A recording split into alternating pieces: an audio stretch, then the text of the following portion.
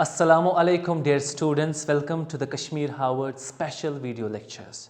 I'm sure that you are enjoying the videos and you are learning a lot from them.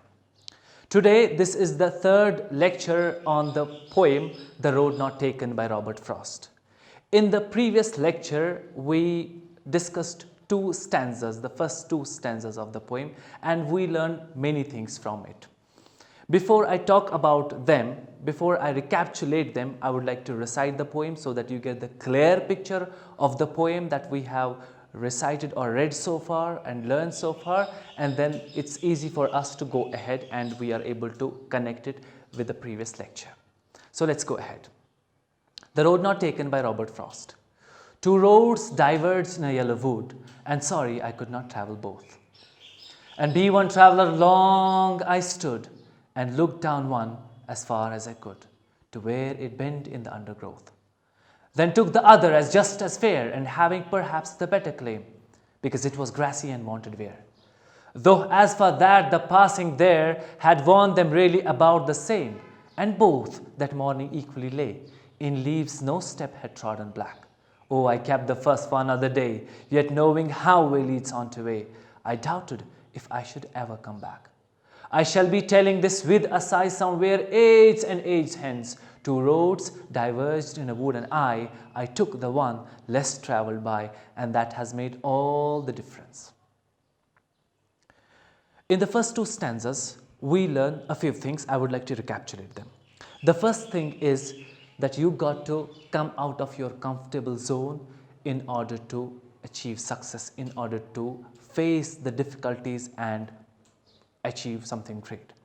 As they say, a ship is safe at the harbor, but that is not what the ship is for.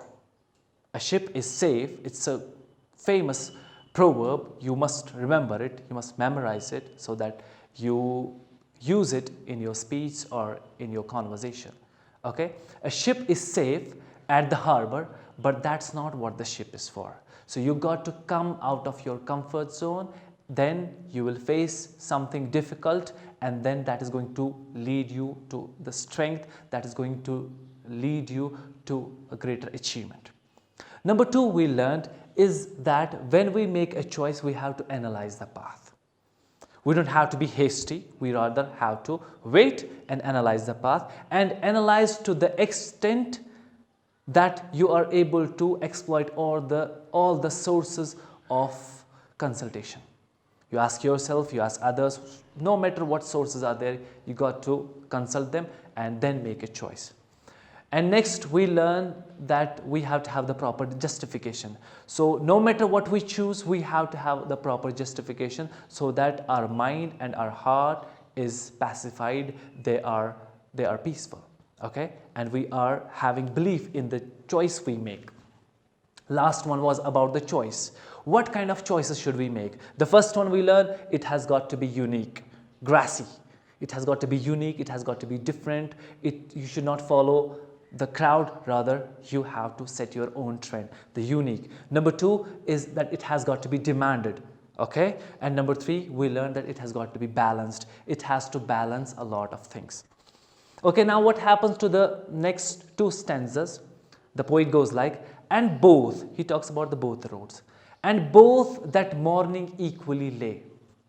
So the morning here, imagine that, okay, there is this forest and there are two roads, and the sun rises and it casts its shine and it casts its light on both the roads.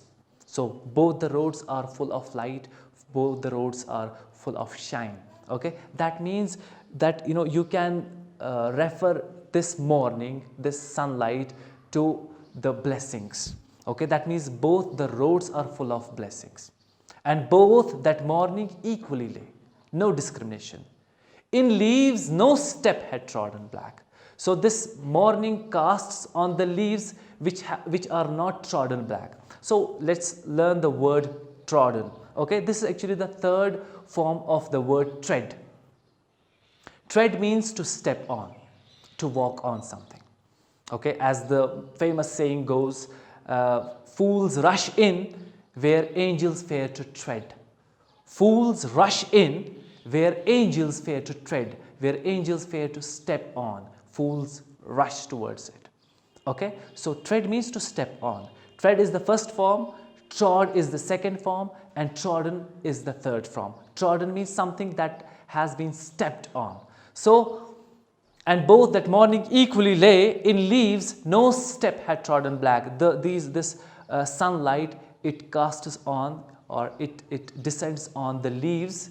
Which leaves? The quality of leaves which are not trodden black. That means they are not trodden, they are not stepped on to the extent that they have turned black. That means both the roads are not well trodden.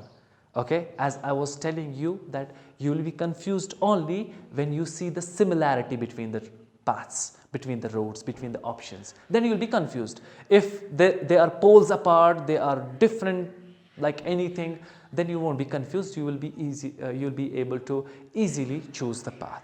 And both that morning equally lay in leaves, no step had trodden black. Oh, I kept the first for another day. So this is human tendency again, okay? You want to play safe. You want to keep a backup plan. If you fail into this, if you fail into this, you are going to choose another one. Are you following me or not? You're going to choose another one. That's actually what happens. I would like to give my example. When I chose to be a teacher, I thought that maybe I'm not successful in there. Maybe I forget things while delivering the class.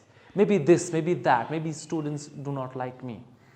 Okay, so these were the apprehensions, and they are natural. Okay, you cannot help them.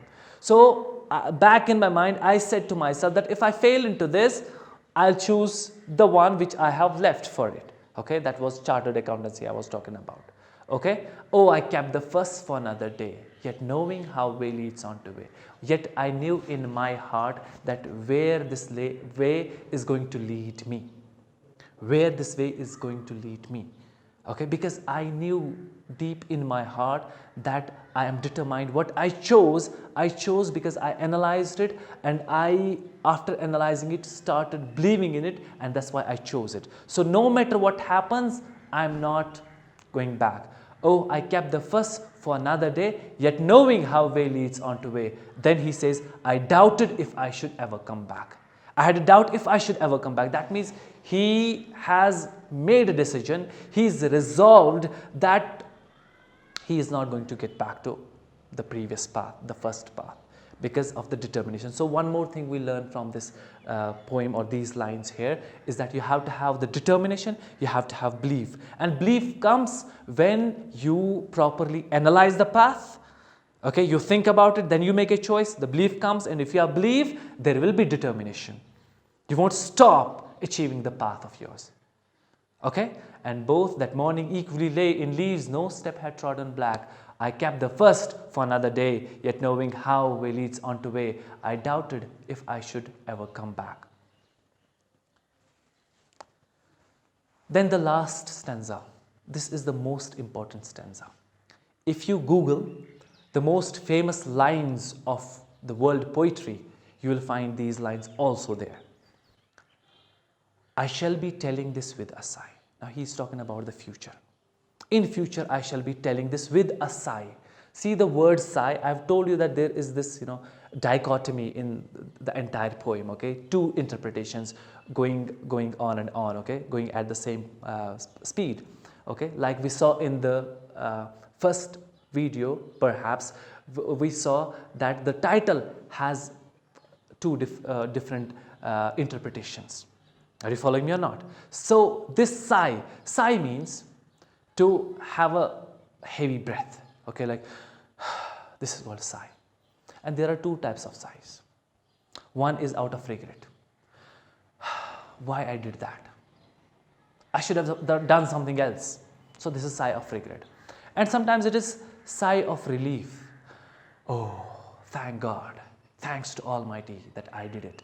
So there are two kinds of sighs. So now we have to see which kind of sigh it means here. I shall be telling this with a sigh. I shall be telling, that means in future. Because what you choose right now is going to determine your future. What you become in future is as per the choices you make today. Are you following me or not? Okay. I shall be telling this with a sigh somewhere age and age hence. Age and age means after a long time. What will he be saying? Two roads diverged in a wooden eye. I took the one less traveled by, and that has made all the difference. And my choice, the choice I made in the past and in future, or the choice I made right now, in future, I'll be saying that that has made all the difference. Okay? If it is right choice, you did it properly, then there is going to be a positive difference in life. If it is negative, it's going to be negative difference in life. I shall be telling this with a sigh somewhere age and age hence. Now the question is the poet regretting? The difficult part in it, as I have already said it, that this is one of the most misinterpreted poems, because there are possibilities of different interpretations. Okay, that's why it is. Now you are going to see it as per you, what you think, what you say. So I want you people to pause the video for a while and then think about it and then make an opinion, whether you say he is regretting or you say that he is satisfied. Okay, now I will tell my opinion about it. This sigh has two meanings, regret and satisfaction. Okay, now let us see whether he is satisfied or he is not satisfied. I say that he is satisfied, he is not regretting in this. Okay, you may have different opinion. You have right to disagree. Okay, anybody has right to disagree. So I share my opinion, you can have your own opinion, and different interpreters, different critics have different opinions about the same poem. I say that he is satisfied. Why so? There are two reasons I actually get from the last lines. The first one is, when you do something great and you are proud of it, you mention yourself. For example, if somebody has pasted a nice chart on the wall, okay, in the classroom. So if you have done it, if I enter your class, I say, who has done it? This is such a beautiful chart here. So whosoever, if you have done it, you say, sir, yes, I did it, sir, I did it. Okay, because this is an achievement, you have done something good. Okay, you mention yourself. Okay, what if it is something bad? For example, somebody broke the fan, okay, somebody broke the board, okay, whatever, anything can be there. So if I I enter the class, I ask, who has done it? He'll be quiet, sir, it has been broken. So you will be using the passive voice, not active, sir, I did it. Okay, nobody dares to do that. Okay, so that means when he says I and he repeats it, I shall be telling this with a sigh somewhere age and age hence, two roads diverge in a wood and I took the one less traveled by. So he is repeating I and I. So that's one reason that I say that he is proud of his choice. Okay, because so far we saw that how he made choice. He was not hasty. He analyzed the path. He consulted others. He did a lot of things in order to be there, and he even had the determination that he is not going back to the previous path. Okay, that was the first reason. Number two reason is that when you are proud of doing something or getting something or choosing something, you praise it. You praise the path. You praise the option that you chose. For example, you bought a phone, maybe a Samsung phone. If you say, sir, this is a beautiful phone, the camera is nice, this is nice, that is nice, it doesn't get hang, okay, a lot of things. So what does it mean? You are praising it, and what does it mean? That you are satisfied with what you have done. You are satisfied that you have bought this phone. Okay, what if you complain? You say, sir, this phone, it gets hang, the memory is not that good, okay, the camera is not that good. So what does it mean? What does it mean? It means that you are regretting the decision of buying this phone. So what he does in this poem, he praises the path. Let me tell you, I shall be telling this with a sigh somewhere age and age hence, two roads diverge in a wood and I took the one less traveled by. So he is giving the characteristic of this path that it is less traveled by. Is it the praise, or he is talking negative about the path? It is the praise that I took the path that is less traveled, and that has made all the difference. Okay, that's actually the interpretation. You can interpret it in your own way, because once a writer writes something, he is out of it. He is almost dead. There is a book on it that's called The Death of Author. The death of author. So when somebody writes something, he's gone. Now it's up to the readers, reader's response theory it is called. It's up to readers how they take it. So this is the poem Two Roads Diverge in a Yellow Wood by Robert Frost. I hope you enjoyed the poem, you liked the poem. So keep reading, keep studying. God be with you. Thank you very much.